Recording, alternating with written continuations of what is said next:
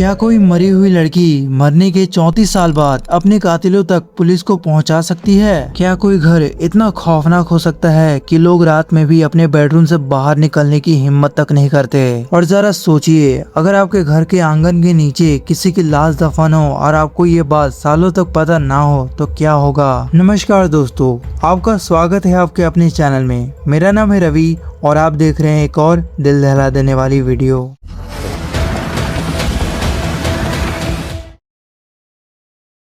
आज की कहानी सिर्फ एक कत्ल की नहीं है, ये कहानी है डर की, वहम की, मौत की और एक ऐसे राज की जो पूरे 34 साल तक जमीन के नीचे दबी रही। लेकिन कहते हैं ना, कुछ राज जितना दबाओगे वो उतनी ही डरावनी तरीके से बाहर आती है। साल 1992 मुंबई में रहने वाली करीबन 40 साल की महिला अचानक गायब हो जाती है। घर वाले परेशान, रिश्तेदार परेशान, पुलिस स्टेशन में गुमशुदगी की रिपोर्ट लिखाई जाती है। लेकिन दिक्कत ये थी कि किसी को ये नहीं पता था कि आखिर वो गायब कहाँ हुई है, मुंबई में, किसी दूसरे शहर में या किसी ने उसका अपहरण कर लिया। पुलिस ने तलाश शुरू की लेकिन कोई सुराग नहीं मिला। धीरे धीरे वक्त बीत गया और फिर 1993 में मुंबई ब्लास्ट हो गया, जिसकी वजह से पूरा शहर हिल गया और एक महिला की गुमशुदगी का केस पुलिस फाइल के ढेरों में कहीं दबकर रह गया। लेकिन कहानी यही खत्म नहीं हुई। मुंबई से सैकड़ों किलोमीटर दूर अहमदाबाद में एक बड़ा सा घर था।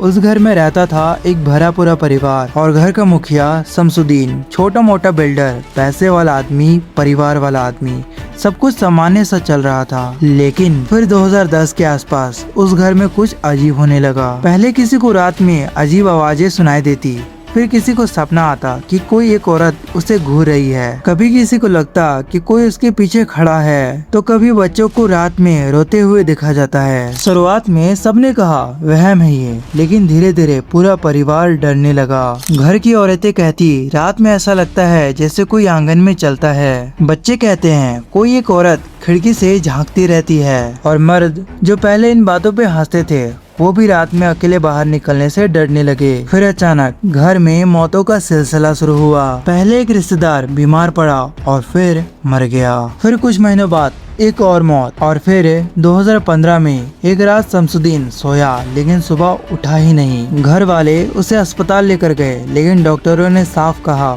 उनको दिल का दौरा पड़ा था। लेकिन अब तक परिवार पूरी तरह डर चुका था क्योंकि सिर्फ शमसुद्दीन की मौत नहीं हुई थी, उसके साथ एक और दोस्त की अचानक मौत हो गई और एक रिश्तेदार की भी। और हर मौत के बाद घर वालों का डर और बढ़ता गया। उन्हें लगने लगा कि कोई है जो एक एक करके बदला ले रहा है। और हालत ये हो गई कि परिवार ने घर तक छोड़ दिया। सोचिए, लोग अपने घर से ही भाग गए और वो धीरे धीरे वीरान हो गया। मोहल्ले वाले उसे भूत बंगला कहने लगे। लेकिन सबसे डरावने वाली बात ये है कि घर छोड़ने के बाद भी सपने बंद नहीं हुए। जहाँ भी वे लोग जाते उन्हें वही औरत दिखाई देती, वही डर, वही चीखे, वही साया। अब पूरा परिवार टूट चुका था। उन्हें लगने लगा कि सबके पीछे जरूर कोई भूत प्रेत है। और फिर उन्होंने तांत्रिकों, मौलाना और ओझाओं का सहारा लेना शुरू किया। रात रात भर घर में तंत्र मंत्र होने लगे।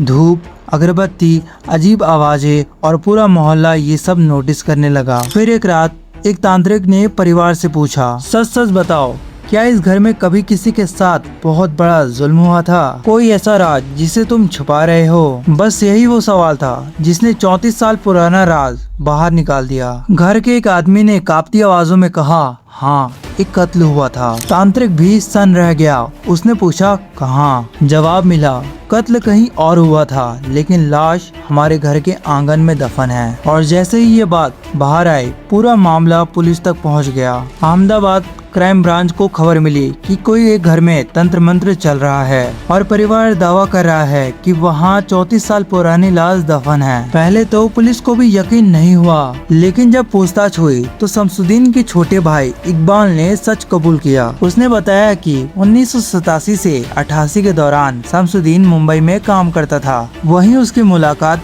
फरजाना नाम की एक लड़की से हुई। पहले दोस्ती हुई, फिर प्यार हुआ और दोनों साथ रहने लगे। लेकिन दिक्कत ये थी कि शमसुद्दीन पहले से शादीशुदा था। 4 साल तक रिश्ता चला और फिर फरजाना ने प्रॉपर्टी में हिस्सा मांगना शुरू कर दिया और यही बात शमसुद्दीन को खटकने लगी। और फिर 1992 में बारिश वाली रात फरजाना अहमदाबाद पहुंची। वो अपना हक लेकर ही वापस जाना चाहती थी, लेकिन उस रात बहस इतनी बढ़ गई कि गुस्से में शमसुद्दीन ने उसका गला घोट दिया। फरजाना मर चुकी थी। अब डर शुरू हुआ, क्या करे, लाश कहाँ छुपाए। फिर शमसुद्दीन ने अपने भाई इकबाल और दोस्त अब्दुल को बुलाया और तीनों ने मिलकर एक खौफनाक प्लान बनाया। घर के आंगन में उस वक्त सेप्टिक टैंक बनना था। मजदूर बुलाए गए, गड्ढा खुदवाया गया और उसी रात फरजाना की लाश को गड्ढे में दफना दिया गया। ऊपर से मिट्टी बराबर दी गई और ये राज हमेशा के लिए जमीन के नीचे दब गया। कम से कम उन्हें ऐसा ही लग रहा था, लेकिन 34 साल बाद